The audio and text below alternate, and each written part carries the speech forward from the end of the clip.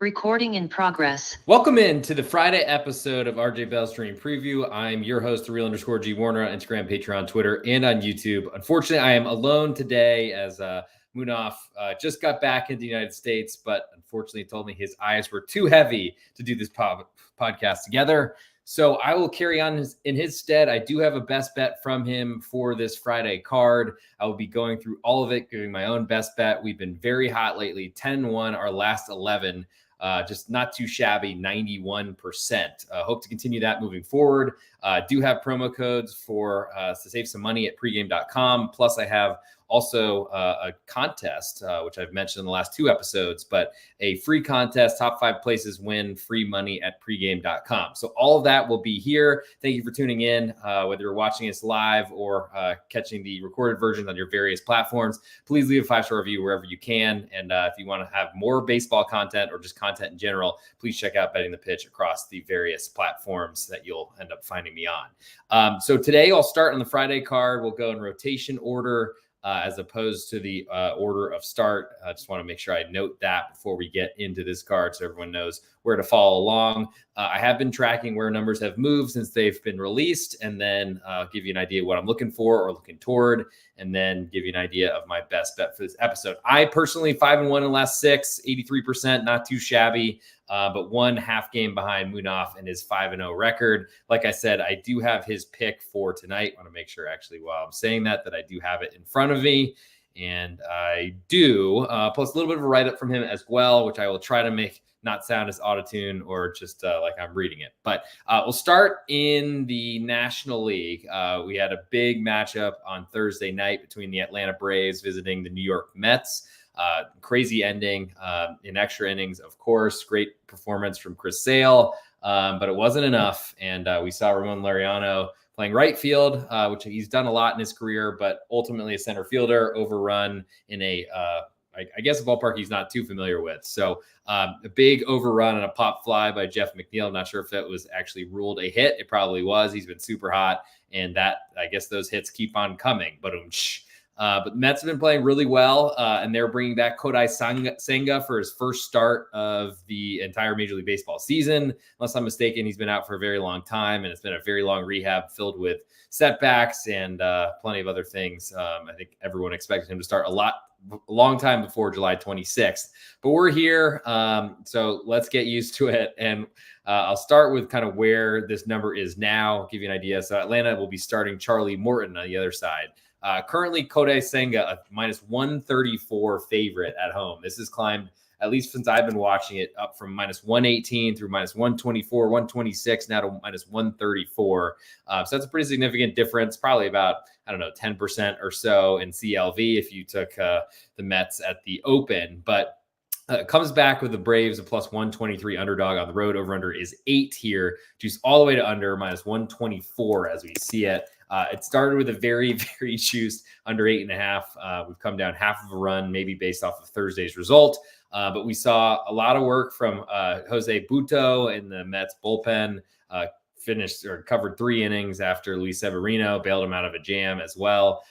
When the Mets initially relinquished their first lead of the game. Back and forth game, saw a lot of bullpen work. Both closers got in, both went 1 inning. So should see, I would expect both to be available for Friday's game. And it's a big deal. Atlanta is trying to stay in a wild card place. The Mets are trying to do the same, but certainly trying to jockey and get as much of a separation from a very, very loaded and what looks like a very competitive National League, wild card race.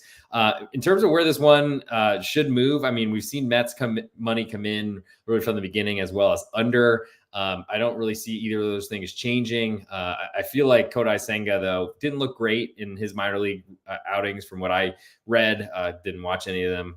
I don't think I have enough time to sleep and watch minor league baseball games, plus all the Major League Baseball games, even now with soccer taking a break. By the way, soccer's coming back soon. Check out for some podcasts, Betting the Pitch. And, of course, if I can try to convince someone at pregame to put me back on the soccer pod, that'll be there after a great summer. But anyway, back to baseball. So Kodai Senga, too big of a favorite in his debut. My biggest interest here is the Atlanta Braves.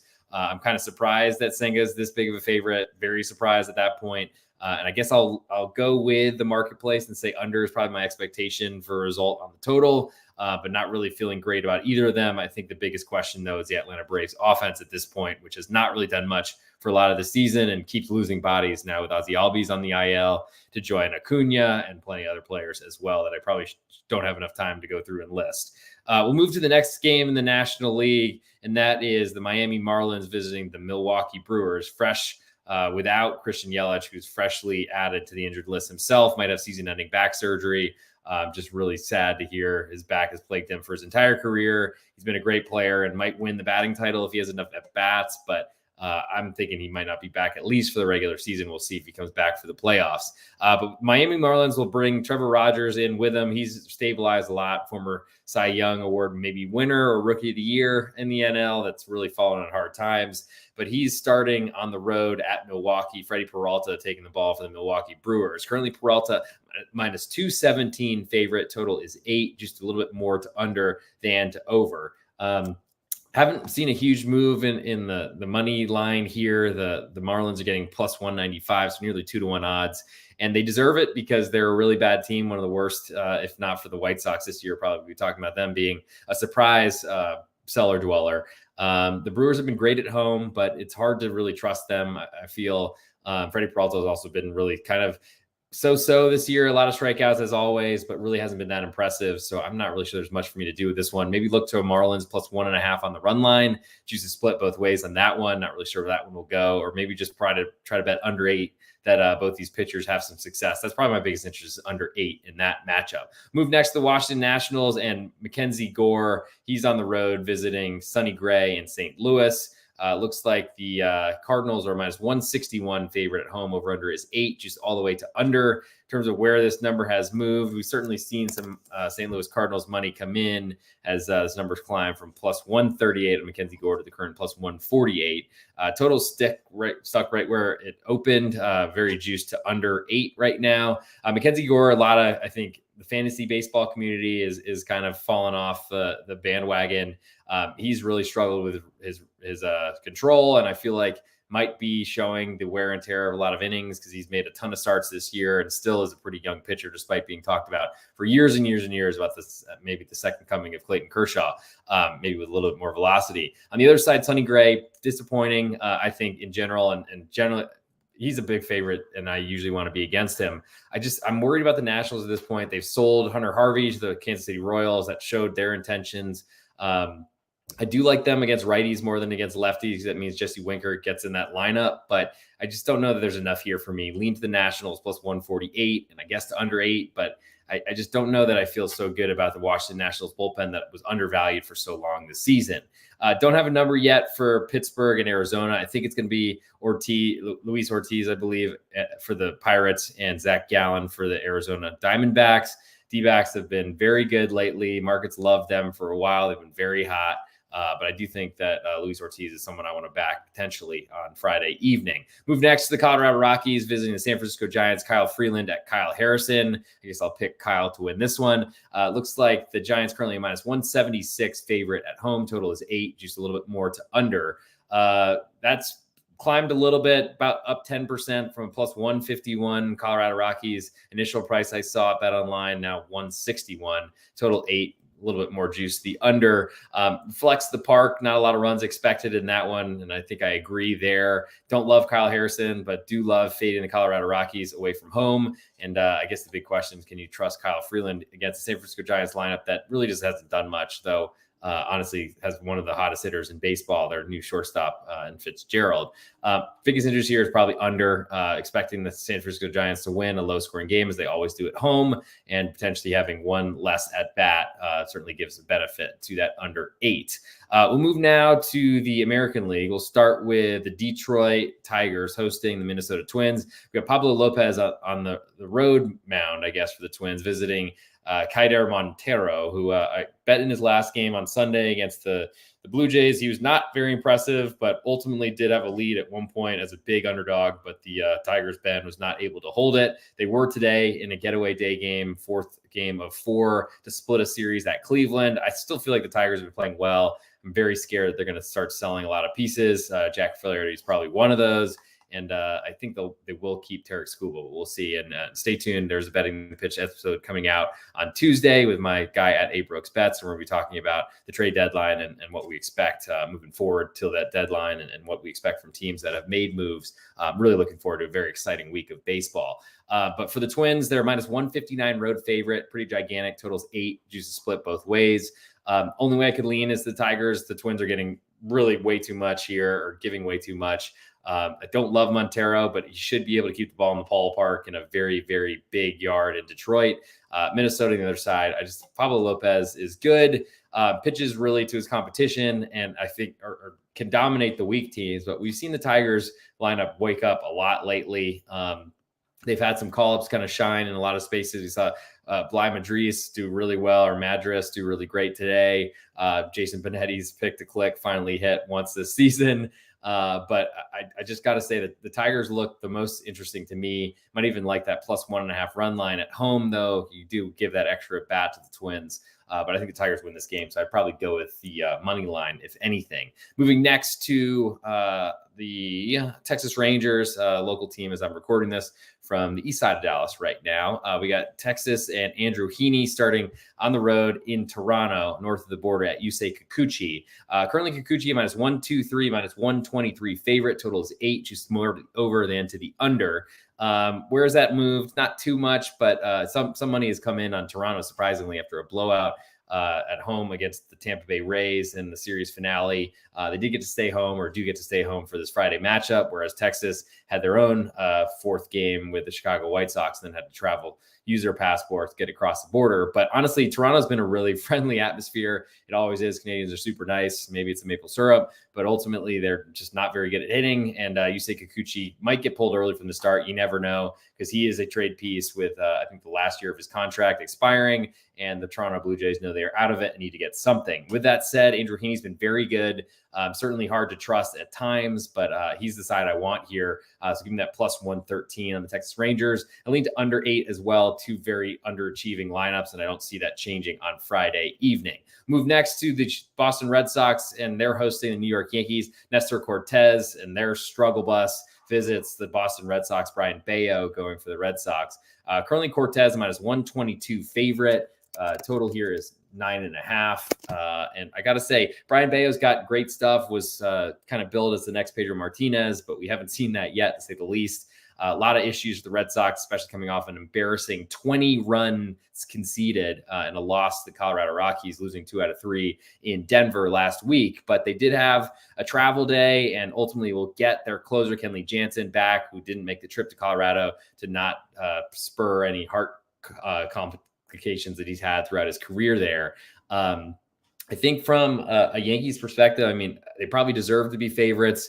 Nestor Cortez is one of their better pitchers, but I mean, Luis Severino joked about his former club saying they only have 2 hitters. He was saying that in the group chat with his former teammates, but that didn't work. The Mets clearly were able to sweep the entire season series, plus the 2 games this week. Yankees weren't able to use that clear bulletin board material to do anything except get trounced in the second of 2 this week. So the Yankees just don't really seem to have it right now. So give me Boston plus 112.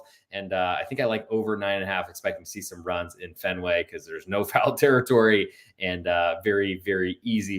You can find easy runs throughout that ballpark. Move next to the Seattle Mariners. Speaking of teams struggling, I'm probably definitely in a worse state of mind or state of being compared to the New York Yankees, but George Kirby's on the bump. That's huge for them. Momentum is your starting pitcher, as someone once said it, and then everyone has repeated it throughout Major League Baseball circles. Starting for the Chicago White Sox is Drew Thorpe. Thorpe currently a plus 136 underdog at home. I'm not sure if his name is Drew, but I think it's Drew. Total is 7.5, juice all the way to under. Maybe we see 7 before this kicks off or first pitch is thrown. In terms of where this number opened, so I was a very juiced 8 to the under. Now we're to a very juiced 7.5 through a lot of movement there. So not a lot of runs expected, probably because JP Crawford's on the IL, the leadoff hitter for the Mariners. Not a huge loss, definitely one defensively. But the big story is Julio Rodriguez probably not going to be back before August. He's on the IL himself with this ankle sprain, if not more. Big problems for Seattle. They lost, I think, 3 of 4 heading into the break, holding on for dear life once up 10 games in the AL West.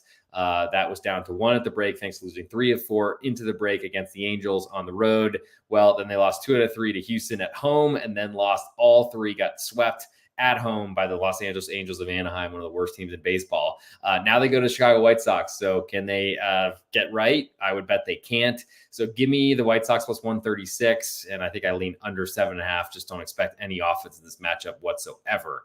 Move next to, I guess that is no line in Oakland and those Los Angeles Angels of Anaheim. So technically in the southern part of California, but don't see a price just yet. I'm expecting Joey Estes to start for Oakland. Maybe that's up in the air, though. And we'll move now to the interleague matchups, which we've got a bunch. We'll start with Cleveland Guardians and Ben Lively. He's starting at Christopher Sanchez and the Philadelphia Phillies. Currently, the Phillies minus 167 favorite at home. Total is 8.5, juiced very heavily to under. That's seen a ton of movement, so we might see this move to 8 sooner rather than later. Blake Lively's been very good, strikeout pitcher, and I think in his last start, comments were made by the Guardians play-by-play and color analysts, their TV team, that just there wasn't enough swing and miss in the San Diego Padres lineup. That doesn't really work for the Guardians. Ben Lively, oh my God, I said Blake Lively. I wasn't even joking that time. Ben Lively just not able to use his swing and miss and kind of sneaky strikeouts. It should be able to be in play against the Phillies, who have a ton of power, but also certainly can swing and miss a lot. Big price for Christopher Sanchez. He was talked about as one of the best pitchers in the Phillies rotation. I don't think that's something I can agree with just yet. I think he pitches to too much contact, and Cleveland's bullpen will be a favorite late if this is close, tied, they have a lead, et cetera, et cetera. So close, probably not. So the Guardians, if they're trailing, will not be a favorite. Let me restate. But in a tie game, I would favor them, though they'll certainly be an underdog away from home and against the Phillies in Philadelphia. But even with a lead, they might be underdogs late. So I might play that live money if that's out there. In terms of over-under, hard to say, very easy park to score runs, but I feel like the Guardians come in and keep this very, very tight. So maybe I like plus that 1.5 on the run line as my biggest interest in the Guardians on Friday.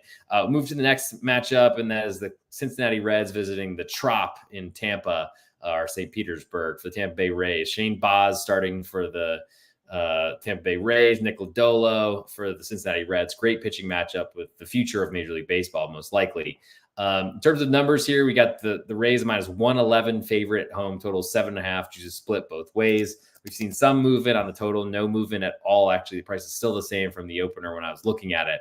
Lodolo's of interest to me because I think he's got a great arm, but I think he's been dealing with a blister lately, hasn't been in control that much, had a big lead against the Nationals last weekend, wasn't able to hold on to that, and now is only starting on Friday. So I feel like they're trying to space him out, potentially let that blister heal.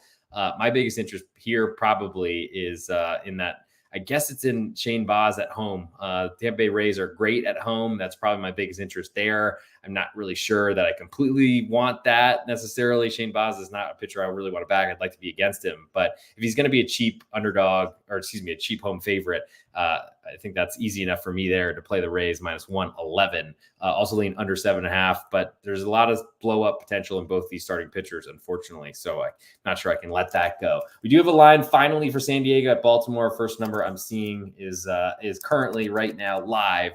We got Adam Mazur starting for the San Diego Padres at Grayson Rodriguez for the Baltimore Orioles, from just a couple hours east of where I'm recording today in Nacogdoches, Texas, I believe.